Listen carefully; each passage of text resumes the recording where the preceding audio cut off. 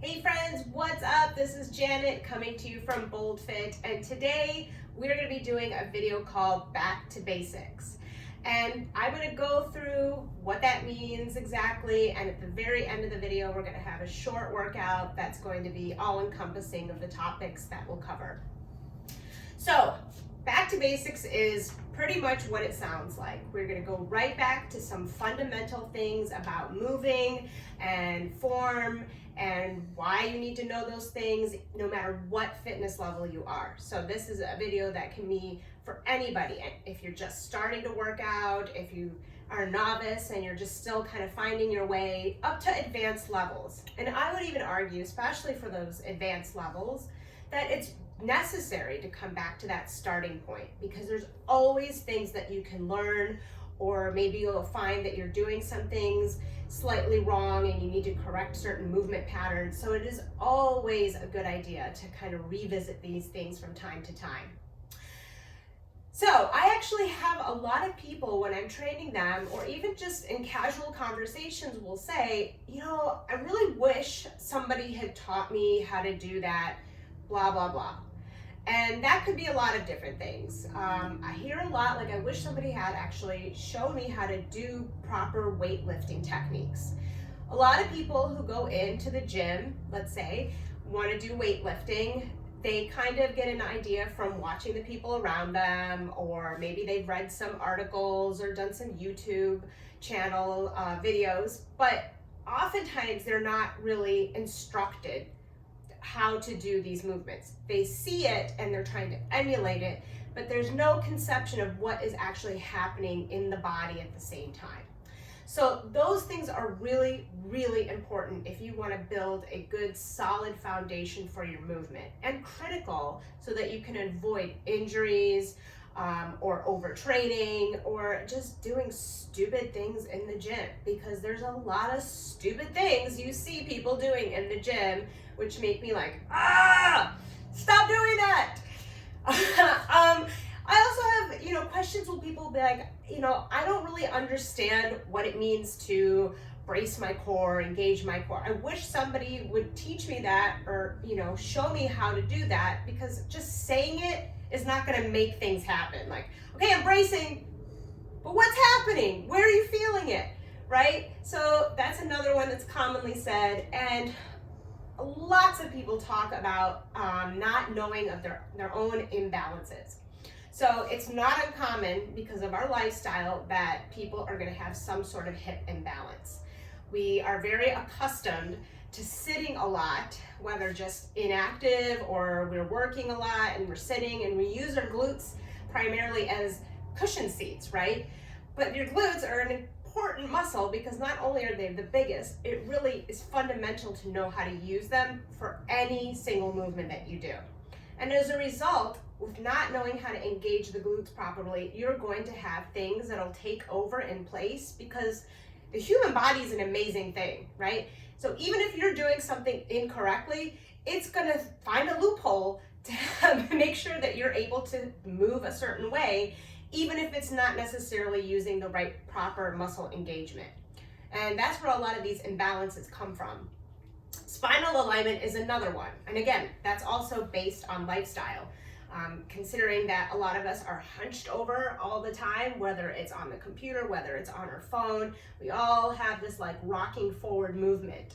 And so we actually have a lot of deficits of strength in our back, which we need to keep our shoulders back and down and your spine neutral. I mean, but we don't want to be walking around, not only because of, this is not exactly the most aesthetically pleasing way to walk, or is it safe, but it's going to affect, again, every single movement you do requires that spinal alignment to be as neutral as possible. So that's what kind of inspired me to really put this video together, because of all those things that I hear. And yeah, maybe you're not able to afford a personal trainer, which in some of those ways would help to cover the ground of learning how to do these movements carefully and properly. But that also depends on the trainer too. So not every trainer is the same, and it's important to always do your research if you're looking to get somebody's help with this professionally.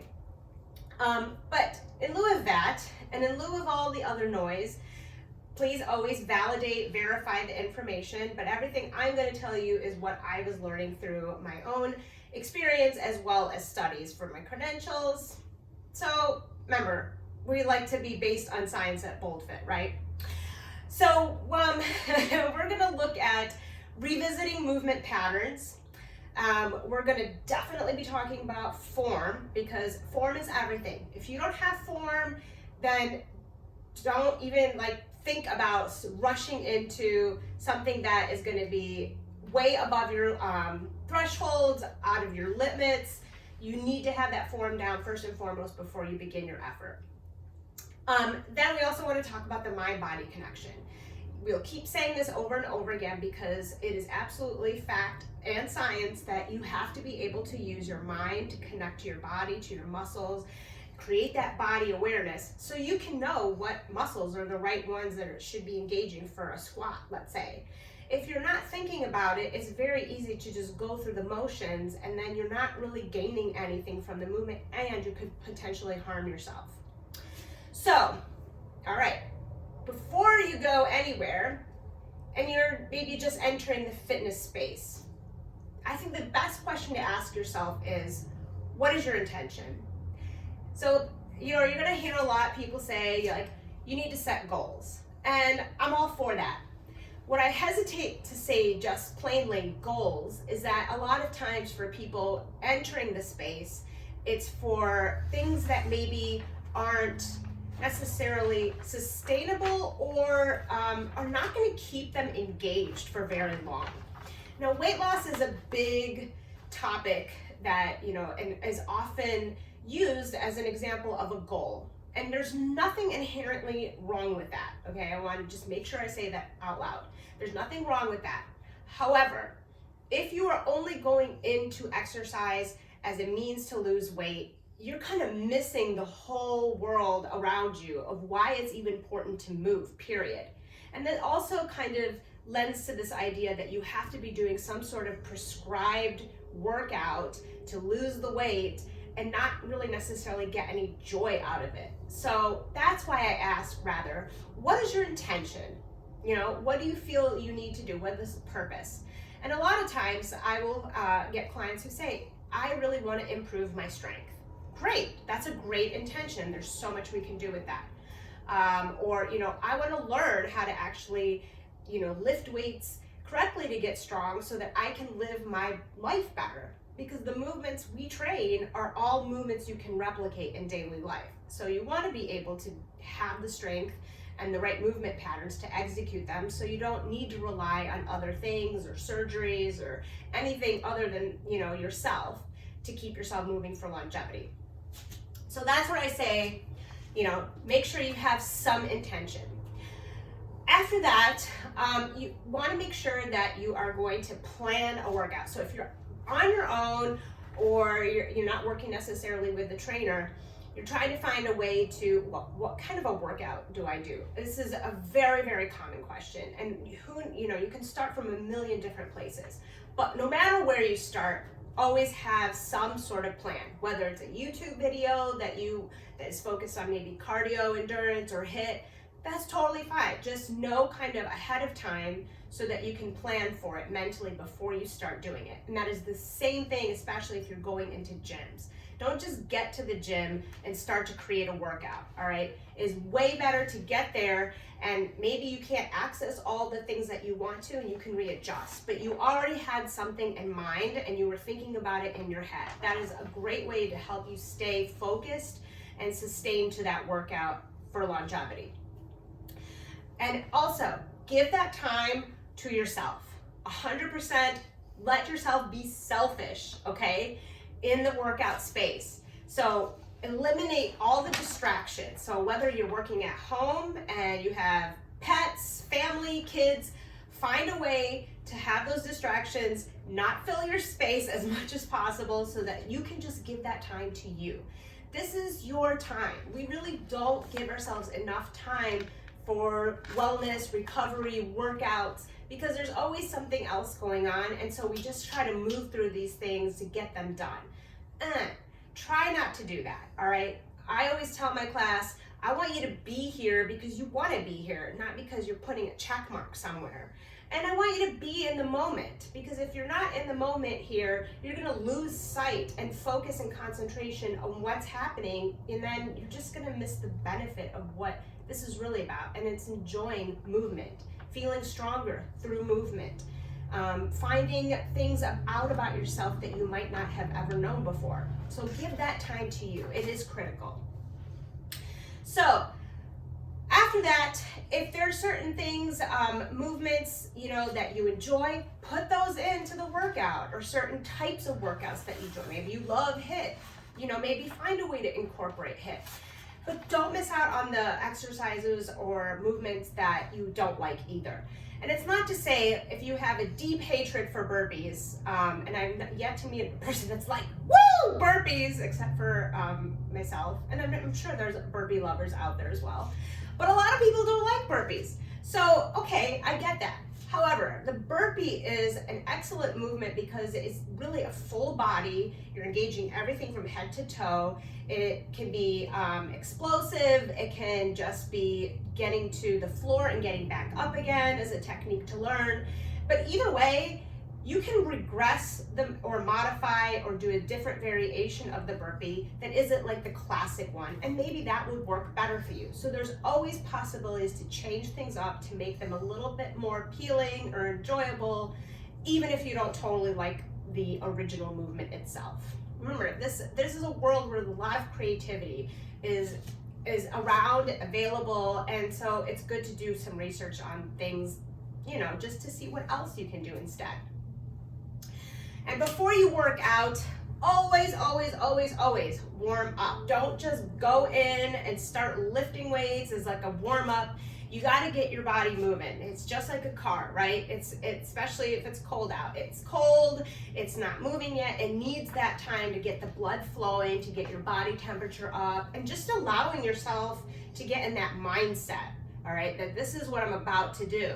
And then your body will start to, okay, let's get moving, let's get going. Now, when you're doing warm-ups, try to avoid at the beginning doing like static stretching. So static stretching or anything like, you're doing some sort of like quad stretch and then maybe a hamstring stretch. You can incorporate those things, but what you're trying to do is really do more of a dynamic warm-up. Dynamic warm-up meaning you're just doing movements that you might be replicating in your original or your workout that's coming up. So let's say you do some high knee marches, let's say you do some overhead presses, some squats, maybe a plank, some push-ups. Any of those varieties, you're not obviously going to be pushing all out. You're just trying to get your body to start moving, getting the blood flow going. And that, could be anywhere from 5 minutes. Some people can even take it up to like 10 minutes. Totally up to you how far you want to go and how much you want to get done in that warm-up, but absolutely include it as part of your workout. And then when you decide, whatever you're deciding to do for your workout that day, especially if you're just getting back into a routine or starting out, people, please don't overly push yourselves. Don't overdo the loading on weight training. Yes, it is very important to have resistance training be part of your overall fitness game, but there's not a way for you to just go from 0 to 180 and in just like a matter of a few days or a week or even a month. Training resistance is a progressive process.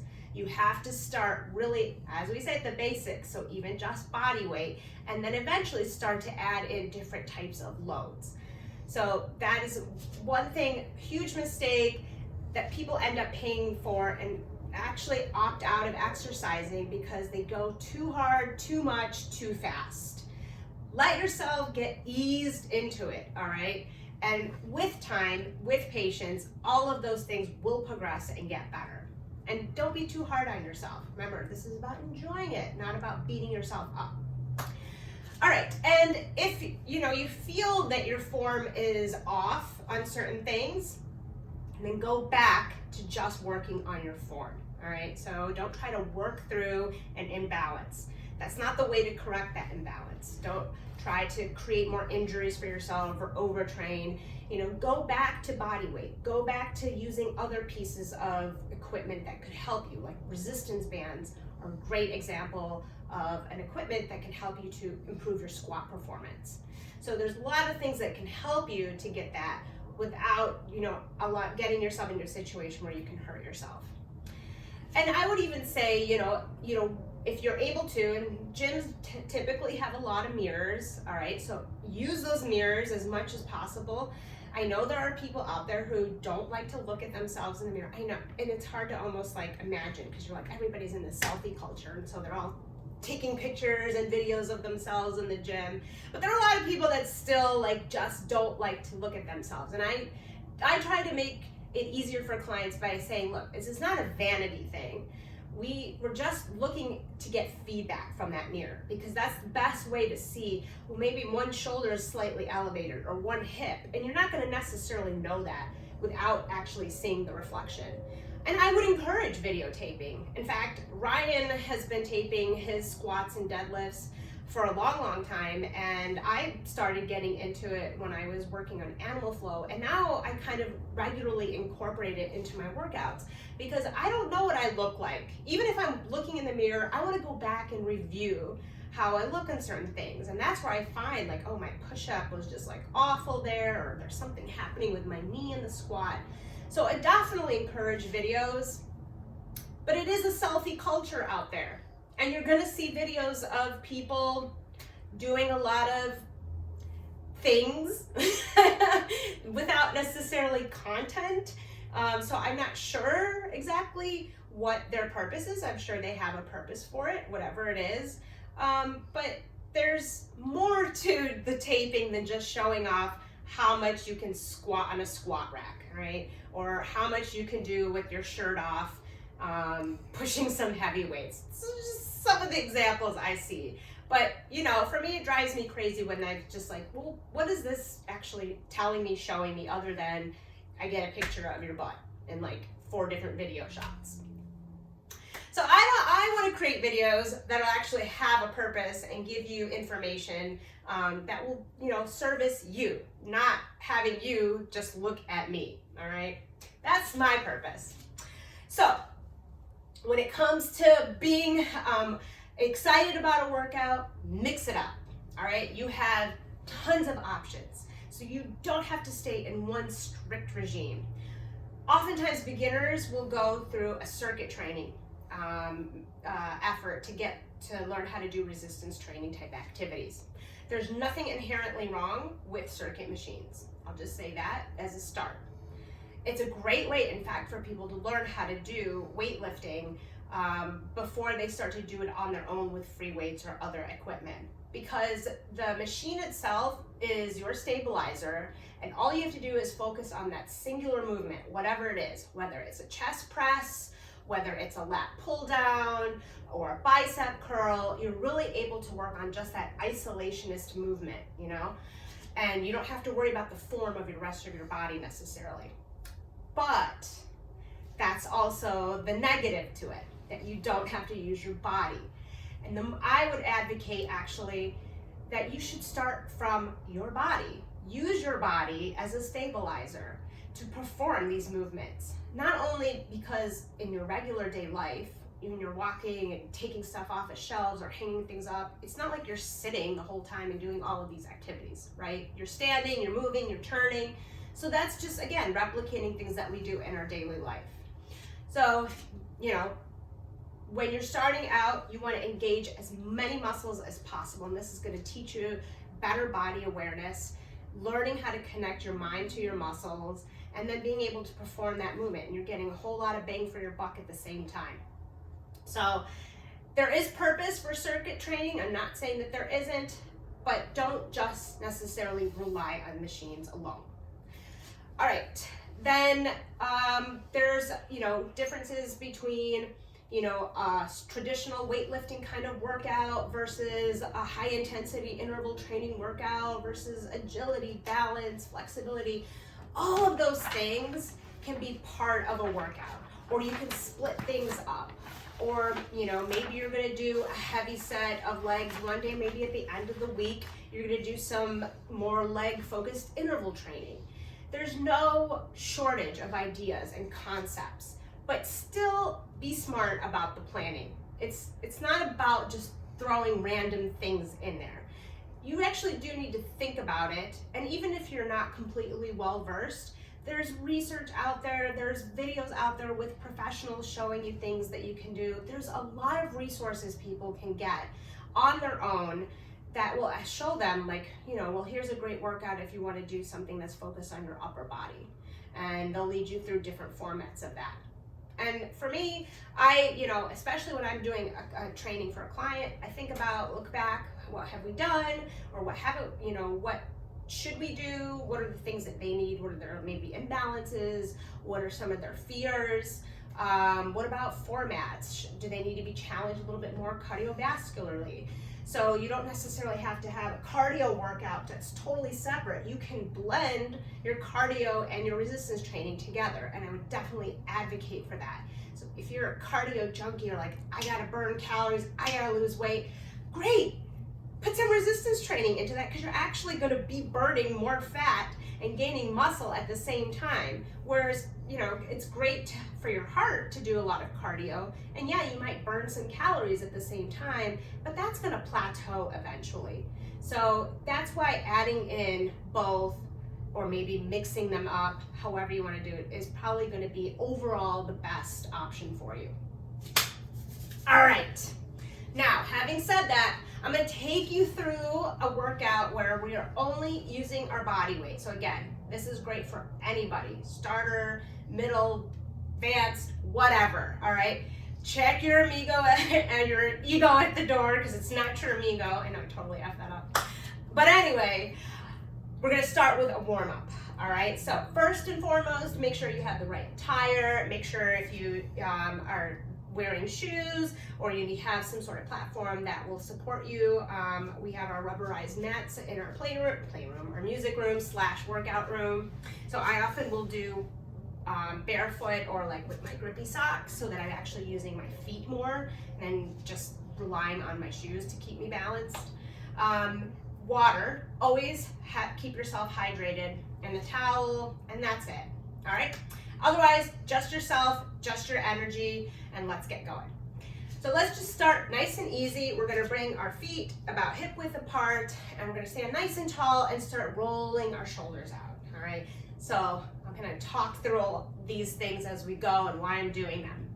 So I'm starting here because I wanna first make sure I'm standing nice and tall, finding that spinal alignment, getting engaged through my legs, rooting down, finding the core, which is, you know, supporting my upper and lower body. And also, this is a great place of tension. We hold so much weight and tension in our shoulders and our neck and our back, and it's really important to release it so it doesn't just get stuck there, and then we end up like this all the time. So relax them, roll them out, good. And it should feel pretty good. And maybe at the same time, if you need to close your eyes, it's always a good way to help scan your body, or just pay attention to what you're feeling, where you're feeling. Maybe one shoulder feels tighter than the other. It's all good. Let's go for unilateral here, one at a time. Excellent. Today is a day that is great for working out. You like my musical interlude? Ryan's making faces at me. All right, let's roll it forward. Roll it forward. Good, good. All right, we're gonna bring now our arms out to the side. So like a lateral raise, no higher than our shoulder height, straight out. Look, working on our wingspan here. So if you remember that Michael Jordan poster with his wingspan? Yeah, we're doing that. So you wanna extend, imagine you wanna feel from your shoulders all the way down your arms, through your fingertips. You are lengthening as if you were really trying to separate from your body here. So now just feel the muscles, everything engaging. Good. Now you're also warming up the shoulders, building a little bit of heat, which are very important because these are major stabilizers in a lot of movements. And let's roll forward here. Let's create a little bit more heat. Good. Remember, this is warming up. So don't try to hop up or go from cold to hot. All right, good. So you should feel some heat there, and let's reverse, reverse, reverse. Good, nice tight circles here. Excellent. Meanwhile, make sure you're engaging, contracting, flexing muscles in your legs, in your glutes, in your core, so you're nice and stable. So if Ryan were to come up and try to knock me down, I should be pretty stable, hopefully, and he won't be able to move me. If I'm just hanging here, yeah, of course he's gonna be able to like knock me down and I'm out. We haven't actually tried that. It's only in theory, but hopefully that is true. All right, go ahead and bring your arms down, roll it out, shake them out, give it a little rest, and then keeping your feet hip width apart. Inhale, use your arms to inhale through your nose all the way up. Once you reach the top, exhale, let the arms go all the way down. And again, inhale all the way up, exhale all the way out. Good, pull it in from your diaphragm, one more time. Bring it all the way up, and then bring your hands together at the top, and then we're gonna inhale, exhale into a side bend. So we're doing a side bend stretch here, stretching out our side body. Try not to tip forward or lean back. We're really just coming right at the side. If you wanna pull the opposite arm, give it a little more length in your shoulders, arms, it's all good. Inhale back into the center, exhale the other side. Good, so you wanna keep your elbow back, kind of like right in your peripheral vision here. Good, and inhale, bring the arms down. Good, so we're just gonna start to gently twist here. So twisting is part of the 5 movement patterns that are really important, which we're gonna review right after we get warmed up here. So right now, all I'm trying to do is just move the top of my body, keeping my lower body stable, so I'm not really rotating through my lower half. I'm kind of just splitting my body in half, opening up my spine. This is a nice, easy way to kind of feel some space in your back. Good. All right, we're gonna keep our feet hip width apart. We're gonna do another inhale. I'm gonna turn to the side so you can see what will happen. Inhale, as you exhale, tuck your chin in, bring your hand, come forward with your core all the way down into a forward fold here. So forward fold, crown of the head is coming down. If you have any issues with this, with your head being below your heart, then just stay above, and or you can come down to the floor and do like a child's pose. So we're here, try to elongate the back, try to let everything go, let gravity do the work. Should feel good. You can always hang here for a moment, sway side to side, shake out your head, nod your head. And then we're gonna bring our hands to the floor. Remember, you wanna keep a soft bend in your knee here so you're never locking out. So then we're gonna come down to the floor, tabletop position, and we're gonna have our knees under our hips and our hands right under our shoulders. So it's really important to keep your joints stacked here. Oftentimes you'll see people either the knees past the hip or the hands are way out here. Keep your shoulder, elbow, wrist in line. Create a dome with your fingers, pressing through your fingers, your thumbs, your palms, so you can take some of the pressure off the wrist. Good. We're gonna roll through some cow and cats. This is another decompressing movement for your spine. So you're gonna inhale, arch, extending your back, push your chest forward. Exhale, push your shoulder blades apart, round your spine, and look towards your belly. And then repeating that with breath with movement. Inhale, arch, exhale, round. Just back and forth, nice and easy, feels good. Feel our spine decompressing because it compresses when we sit all the time. Good. And one more here. All right, from here, I'm gonna have you take your right leg up in front of you. You're gonna come into a low lunge. So my back knee is behind my hip in this case. My knee is in line with my ankle in the front, and I'm coming up just on top, gently placing my hands on top of my knee. Now, I'm gonna come down and forward here in this movement. So I'm gonna feel it stretch right along my groin and the hip flexor here. So we're really trying to stretch that out in this movement.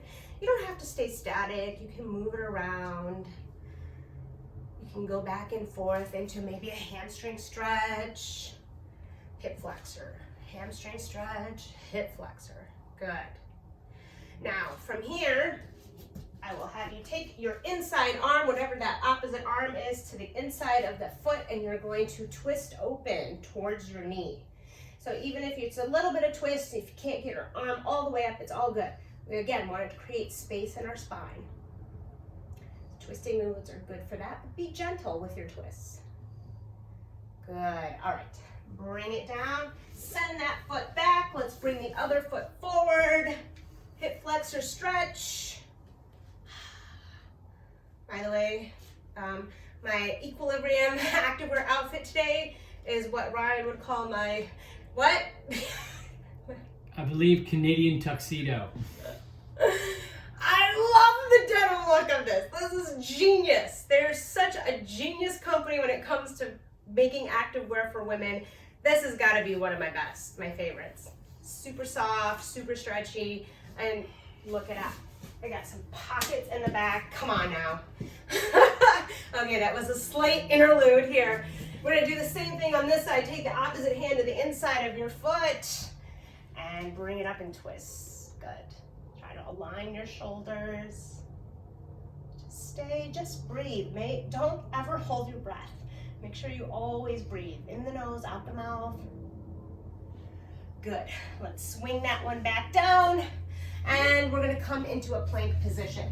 So whether you wanna do a plank from kneeling or from your toes, or if you just have a hard time putting that pressure on your wrist, stay with the tabletop. But if you can, come into a plank so we can get a little bit more activation through our core. And also distribution of weight. So try not to put everything loading into your shoulders and wrists. Distribute it. You still have your legs, they should be engaged. Quads are engaged, glutes are squeezing nice and tight. Core, you're pulling your belly into your spine so that you're not gonna sag with your belly here, arch through your spine.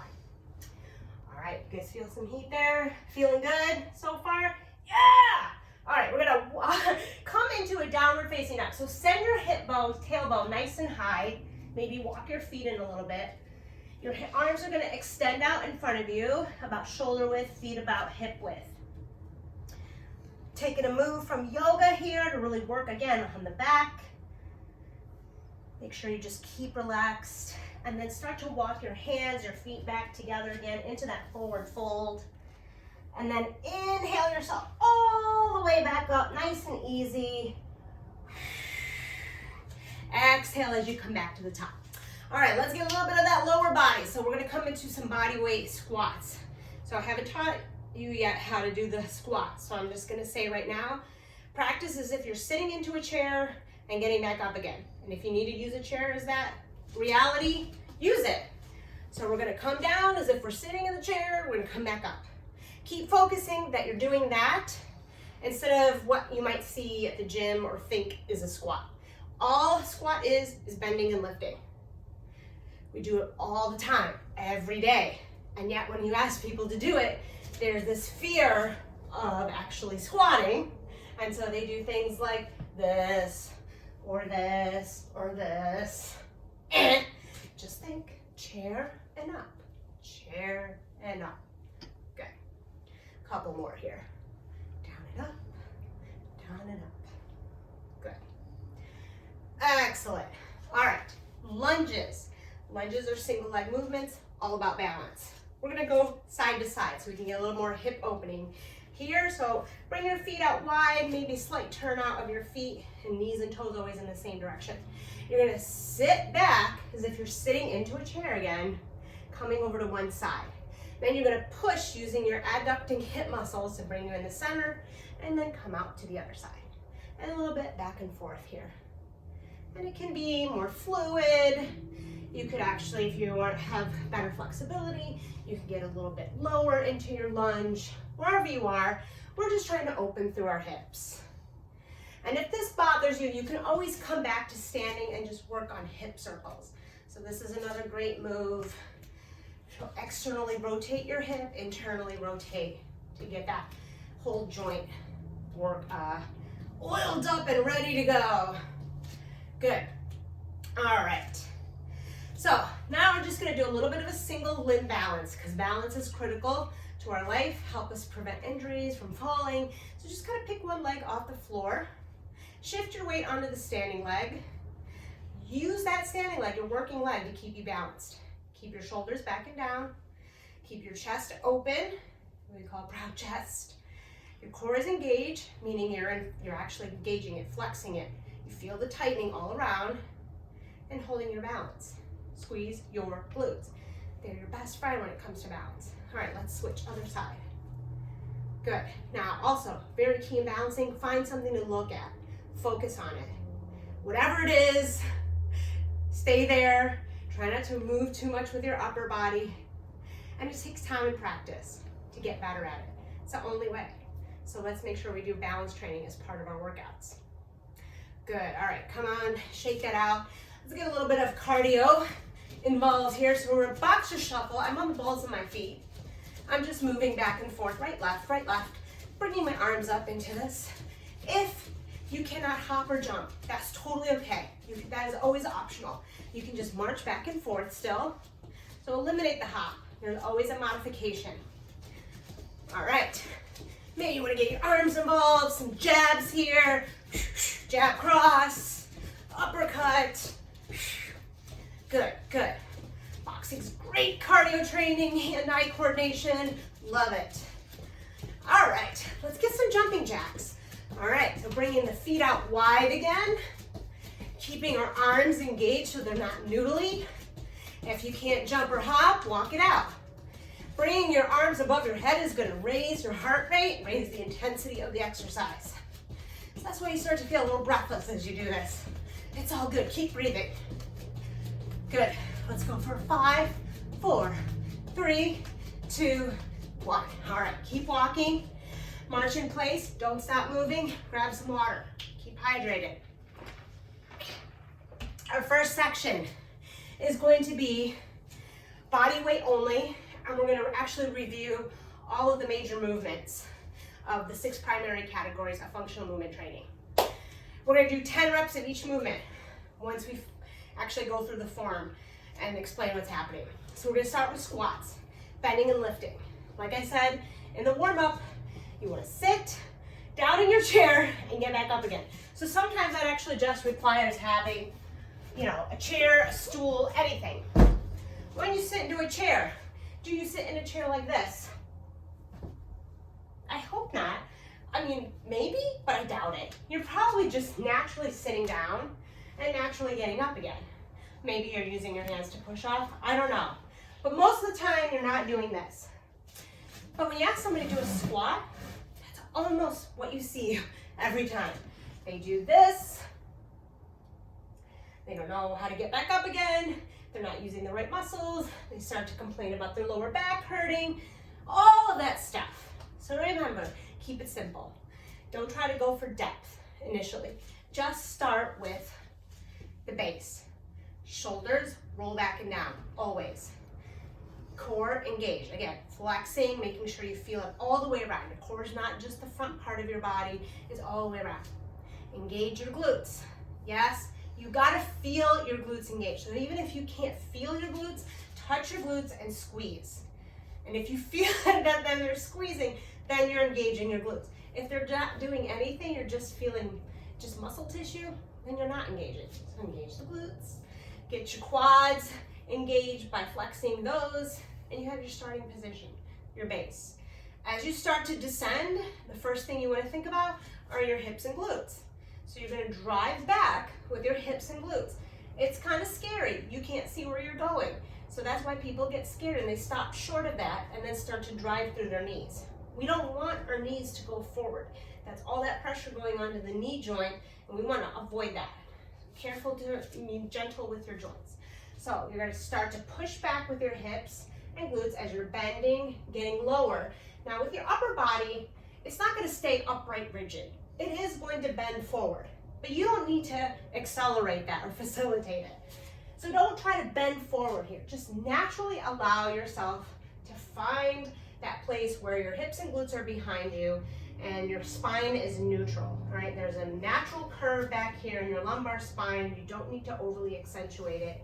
And the rest of it, as long as you're keeping your shoulders back and down, you will get to whatever your low point is, driving all the way into your heels. Now you're at the bottom of your squat.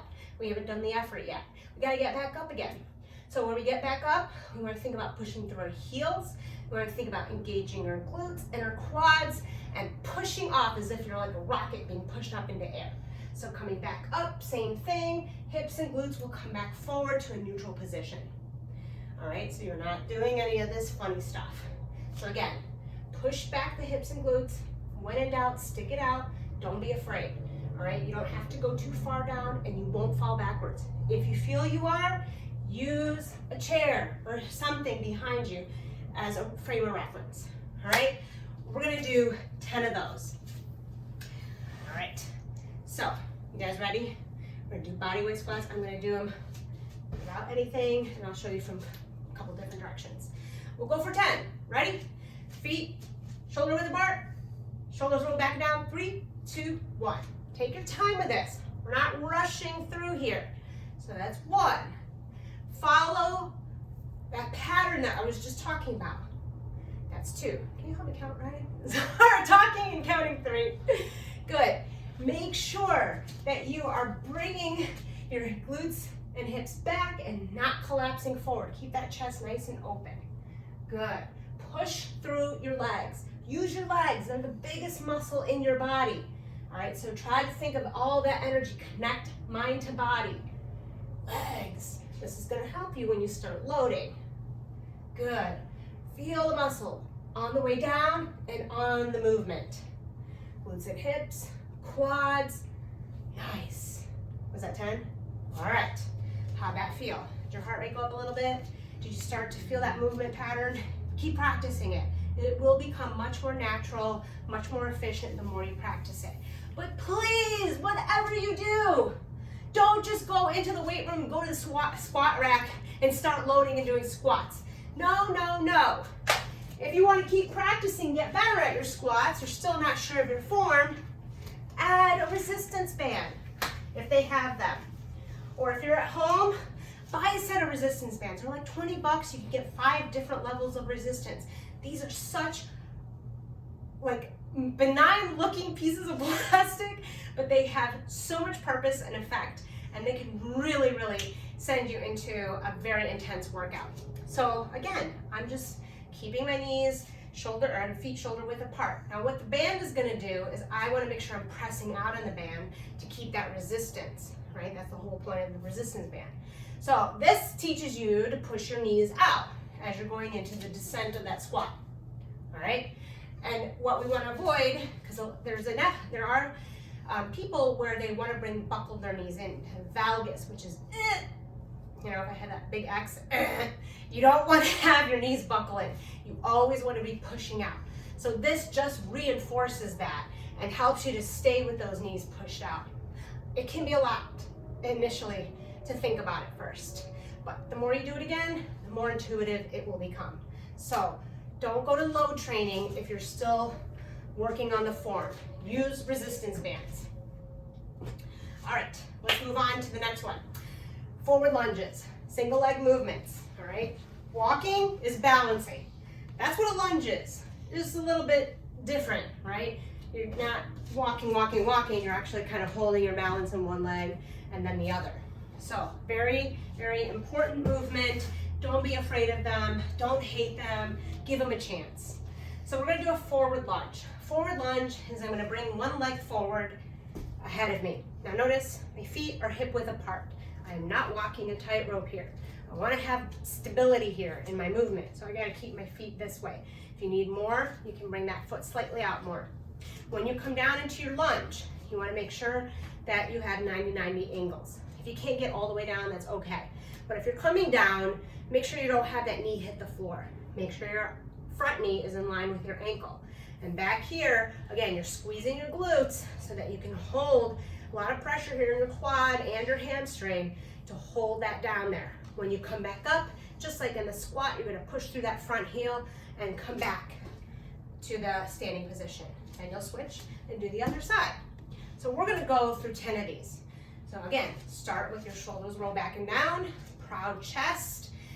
Find a focal point ahead of you to focus on. This will help you to keep your balance because we're not going to go through it fast. Sometimes fast makes it seem like we can get away with it. Go slowly, okay? So let's do 5 in each leg. Coming forward, step forward first before you come down. Then descend. Find your bottom point, and then you're going to push through your heel to come back to standing. Now the other side. Down. What's happening here? Don't collapse forward. This is nice and upright torso. Bring it back. Let's go for 2. Nice. Find your balance first, then come down. Breathe. Inhale, exhale on the effort. Stay with your focal point. Keep everything aligned, trying not to twist your shoulders, your torso. Are we at 10? Okay, I'm doing another extra one. How did that feel? You should feel different things in the front part of your body and the back part of your body. Now it's all of that balance work, coordination. But fundamental because we are bilateral. We need to be able to work on one side and then the other. So doing lunges is really going to help reinforce that. Reverse lunges are the same thing, except this time you step back, keeping your feet hip width apart. Find your balance first and foremost. Once the ball of your foot hits the back, then come down. Then push off from that ball of your foot and come forward. And then again, down and up, all right? In no time am I anterior tilting my hips or sticking my butt like this, or I'm under tilting it so that it's in this way. Try to keep neutral hip here. That's gonna be reinforced with that spinal alignment. Push-ups are next. All right. Who doesn't love a good push-up? Ryan loves push-ups. He's the master at them. A lot of people hate push-ups. Why? It's friggin' hard. Push-ups are hard. You're pushing your body weight. That's very hard to tell somebody who's never done a push-up. Get on the floor and push your body weight up. Let's see how well you do. Let's take it one step at a time, all right? First, find a modification. So if you're just starting out with push-ups, maybe try it from your knees first and see how that goes. So if you're doing a kneeling push-up, this is not a girl push-up. So remove that word from your vernacular. This is a kneeling push-up, all right? You're gonna come forward just like you would for a plank, finding your plank position. So my hands are just gonna be slightly wider this time, as if they were right outside of my chest. All right, so I'm kind of finding that spot first. Knees are behind the hips. And now notice I'm bringing my hips and glutes down, but I'm also making sure that my spine is neutral. So it's not that I'm trying to push forward with my belly here. I'm just trying to find that spinal neutral alignment all the way down to my knees. Because this tabletop position will not allow me to do a push-up. It'll do like a head up, I don't know. So here we need to get the body engaged, so we're right about ready to go down. Now, the ascent, you want to track your elbows back. You want to watch right in front of your hands so you don't do any of this or that. Keep your core nice and tight. Squeeze your glutes and thighs in the midline. Bring yourself down to your low point, wherever that is. And then from here, this is where the effort comes in. Now you're going to push. What happened there? Hopefully, you're using your chest and your triceps. But most people think you're using your arms. It's not that it's wrong, it's just that arms are a much smaller muscle group.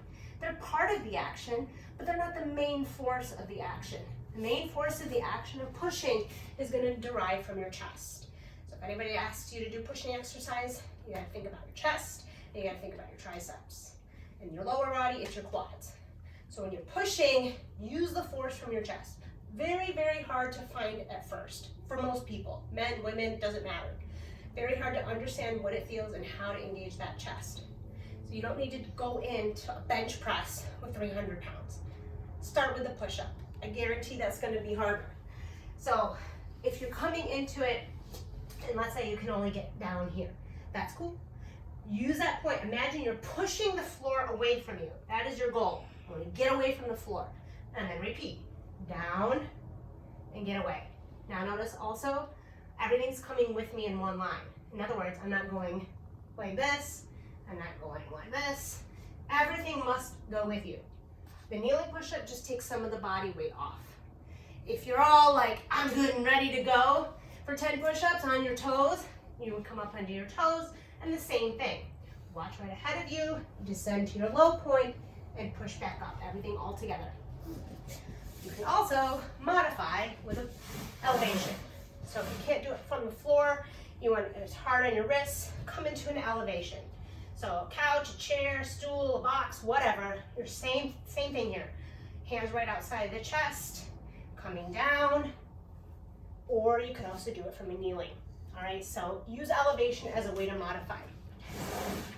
Wherever you are in your push-up game, let's go for 10.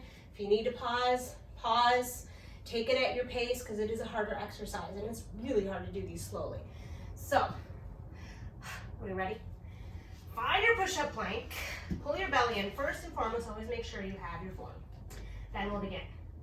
So we're coming down and pushing back up. Down and up. Inhale down, exhale up.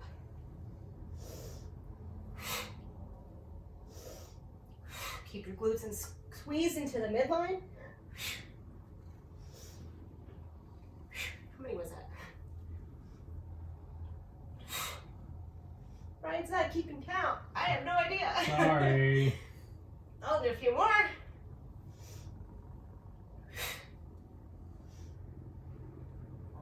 Now, catch your breath. What happens if you start to lose your form? You get through 3 pretty okay, then you start to feel like, okay, you can't really get the 4, and then you start to muscle your way through it up. Don't do that. Just come back, take a break, try it again later, or modify it to make it just a little bit easier. Remember, form over effort. Okay, well, let's shake the wrists out. Good, catch your breathing, get some water.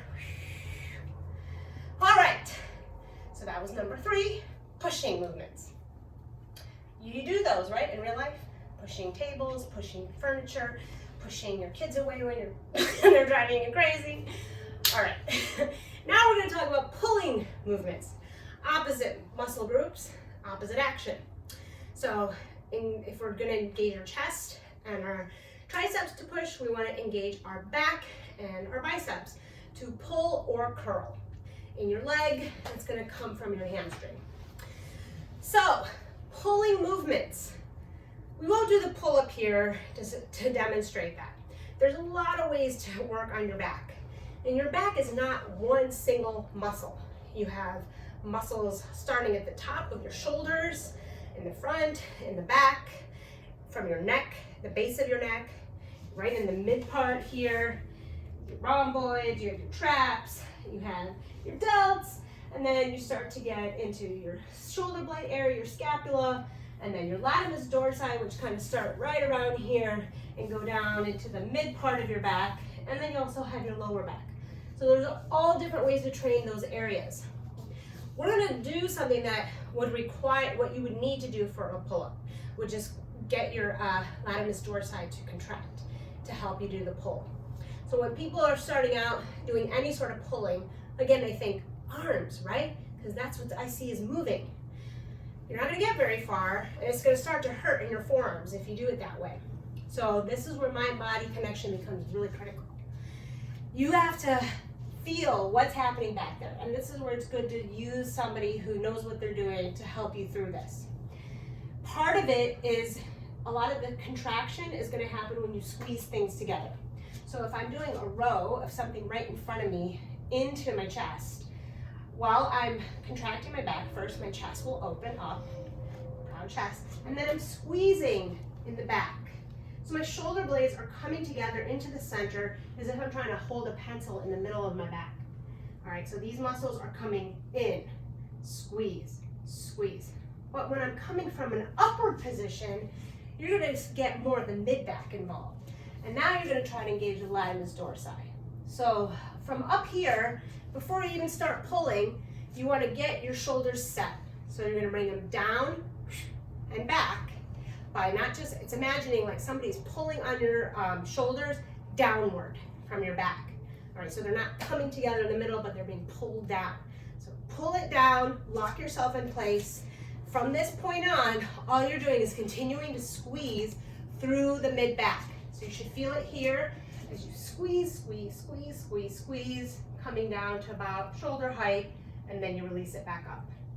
And then again, lock your shoulders in, pull, drive your elbows downward, squeeze, and then release. So what we're gonna do right now for our pulling exercise is just an isometric movement of that latissimus dorsi contracting. Isometric meaning no joint movement, pure muscle contraction, so that you can really feel what's happening. So again, standing nice and tall, roll the shoulders back and down, find your base. Feet, glutes, hamstrings, quads, core, all engaged. Bring your arms out in front of you in a Y shape and in your line of sight, so they're not straight up to the sides. All right, so this would be like if you were pulling a bar down or pulling yourself up. Then you're going to start by locking in your shoulder, and then all I want you to do from here is just give it a squeeze, then release. So turn to the back. I'm going to squeeze, pulling down those shoulder blades. Some force is pulling them down, release. And then again, squeeze, release. Squeeze, exhale, inhale, release. Good. And again. Good. See if you can feel it. Connect, close your eyes, visualize the mid-back working here. Good. Let's go for 3 more. Squeeze, release. Squeeze, release. And again, hold that squeeze. Hold it, hold it, hold it. 3, 2, 1, relax. It's like a very body lifter thing, right? Oh, they're squeezing, they're isometrically contracting. And you feel it, because your body temperature rises, your heart rate picks up. Great way to be able to identify certain muscles that are hard to find. So you don't even need a gym, right? I just stood here in space and did that. And that worked on strengthening my back. Same thing with the row. You can just squeeze your shoulder blades together as you're sitting in your chair working. Maybe hold it for a few seconds, release. Squeeze the shoulder blades, release. That's gonna work on your spinal alignment. All from your chair. You only need like a minute or 2. But that's gonna help prevent you from this, so that it keeps this down and back. All right, movement 5. We're doing twisting movements, all right? Twisting movements, again, separating upper body from lower body. Remember we were doing this in the warm up? So I'm not intentionally trying to rotate my whole body here, because maybe I'm cooking something and I need to grab something over here. So I might just reach over and grab it, or maybe put it over there without necessarily having to like move my whole body, right? Because we can split our bodies in halves and move in different planes. Because in human movement, we move forward and back, side to side, and then all around, okay? So we're gonna engage through our obliques, our transverse abdominis in the back. This is really working on the sides and how to engage your side glutes, well, yeah, side glutes, and your core. All right, we're gonna practice doing a kneeling Russian twist. So a Russian twist, generally a nice core movement that's twisting. You'd sit down, your knees would be up, you'd lean back a little bit. You could always have your arms extended to make it a little bit harder. You can bring your arms in. But most importantly, you're just contracting through your sides to make that movement happen. Not the arms, they're not the window wipers right here. We're just rotating, squeezing the sides. So I'm going to do that from a kneeling position, just to change things up a bit. I like doing it in the kneeling because here I can actually really engage my thighs, my quads, and my glutes and actively feel them without necessarily standing. And it really forces me to keep a nice postural alignment. I'm going to bring a small ball into this so I have something to squeeze and engage my chest at the same time. So I'm going to extend my arms out. Again, you can keep it in to make it a little bit easier. Extending your arms out gives a little more leverage. So when I do this, we're going to go 5 to each side. Keep your lower body facing forward. As you twist, maybe your range of motion doesn't come all this way. That's totally fine. Go to wherever you can go before this starts happening. Back into the center. Exhale the other side. Good. Inhale, exhale. Nice and slowly here. So you really feel it. Don't rush through this. Keep squeezing your glutes and thighs. I think this is, oops, excuse me, 3. Good. 5. 7. Watch where you're going. 8. Keep squeezing the ball. If you have something you can use or just use your hands. Was that 10? So fast. Really good. Do try. You can make this a faster movement, but I always say go slower when you're learning it, just to make sure you get the form right. Then you can pick it up and start to make it a little bit faster, but not at the expense of your form. So that's twisting. The functional movement training model only talks about the first 5. There's actually another one that's really important that's not included, but should be. The hinging movement.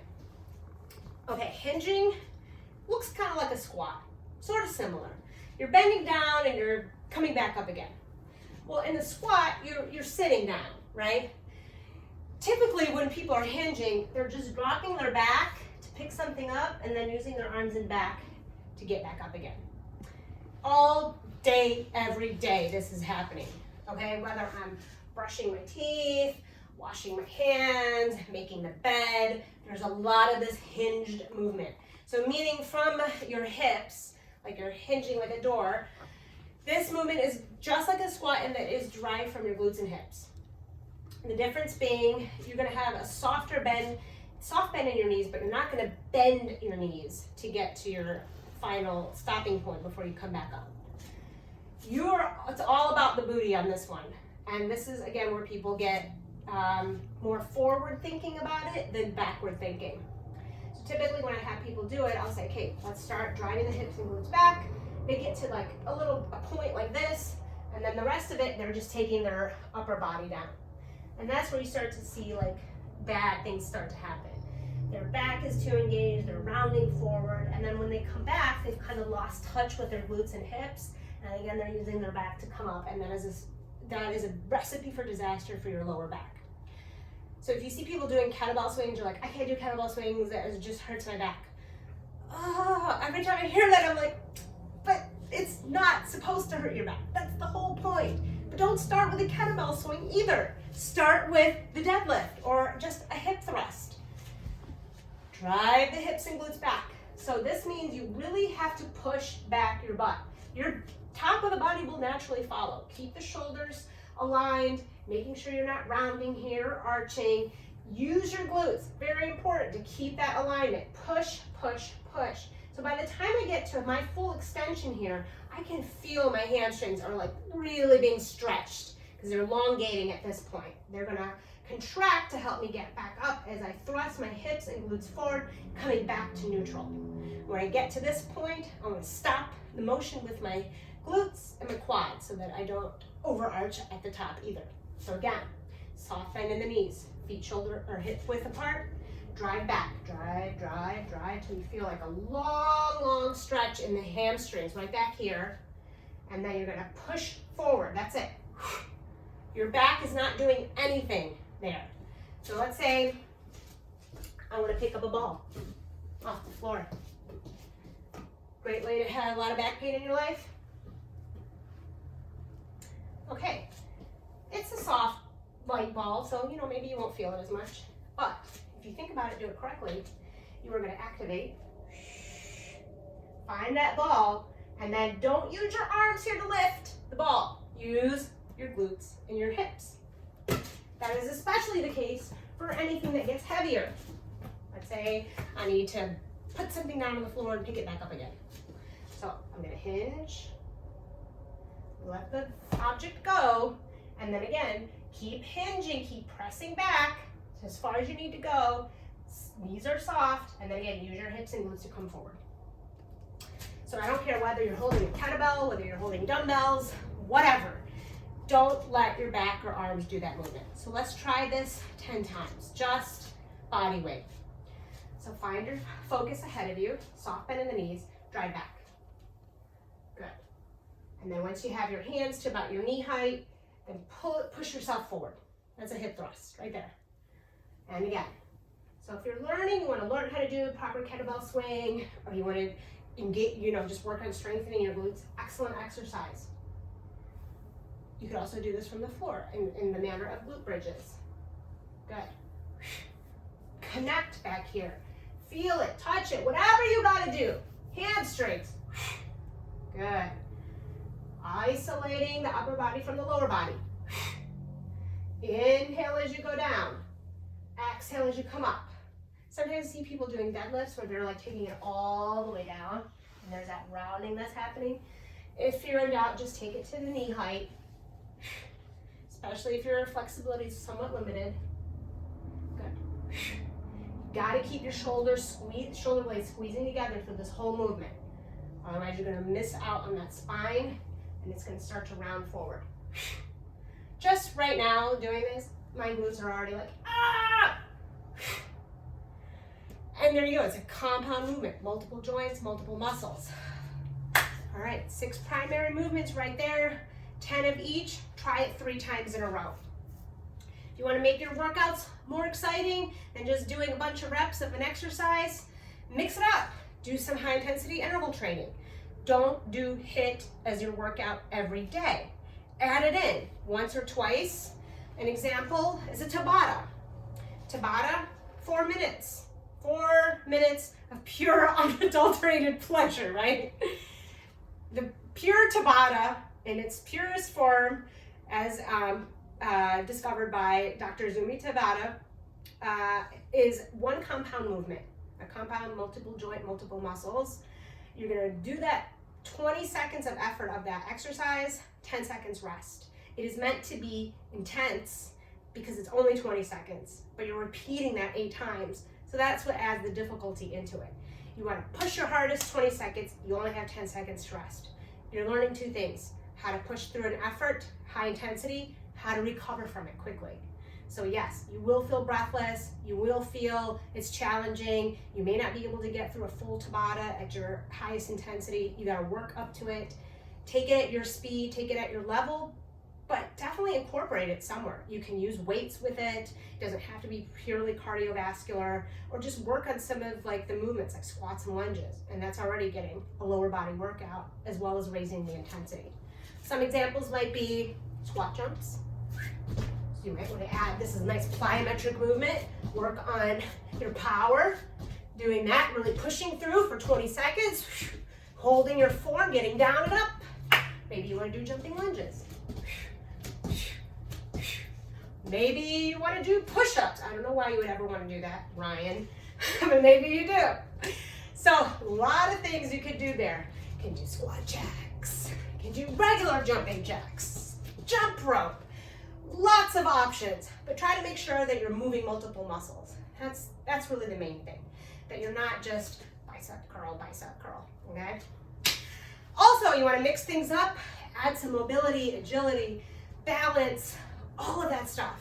So let's say mobility, quadrupedal movement. Really fast showing you. Quadrupedal movement, all hands and feet or knees are on the floor. You want to make it a little bit challenging, kind of try to replicate some animal movements. That will require you to have really good mind-body connection and work on your proprioceptive training. So if you're like a bear, you want to do a bear crawl, which is pretty common, you would lift your knees off the floor, hovering about 1 inch. And I'm on my toes, my hands directly under my shoulders. If I want to walk forward with my bear, I'm going to bring my hand and opposite foot, palm to fingers, palm to fingers, palm to fingers. I'm not trying to bring the bear up, I'm trying to keep it nice and flat with my back. And then moving back, moving back, moving back. And that coordination on its own is going to be pretty difficult. So you get a really good cognitive challenge here that's also going to make it physically more exerting. So that's one option. There's lots of those kinds of options you can do. You could also just work on planks. Planks are also really great for the whole body, work a lot of balance. Try some side planks. This is where you're balancing on one arm here. You can always bring one knee down to modify. Try that. You could add rotational movement into it. Really great for balance. And then just also that isometric, just pure contraction. Also, anything that's standing balancing. Again, lunges but lunges can lead to something. So a lunge, let's say I want to make this more of a power movement. I'm going to do a reverse lunge, and then I'm going to knee drive, or like I'm kind of get ready to sprint in a race. So this becomes an agility movement, learning how to move quickly, adds power, but also engaging lower body, core, mind body, balance. And then you can add this into your Tabata. Sideways too. Don't forget about using your side hip and glutes, gluteus medius, and your hip abducting muscles, because when your glutes are weak, you're not using them as much. That's why those hamstrings get overly used. But if you're able to find and work your sides, so anything, side kicks, side leg lifts, on the floor, coming back to all fours, fire hydrant. But you're not lifting and you're twisting, you're just focusing on this.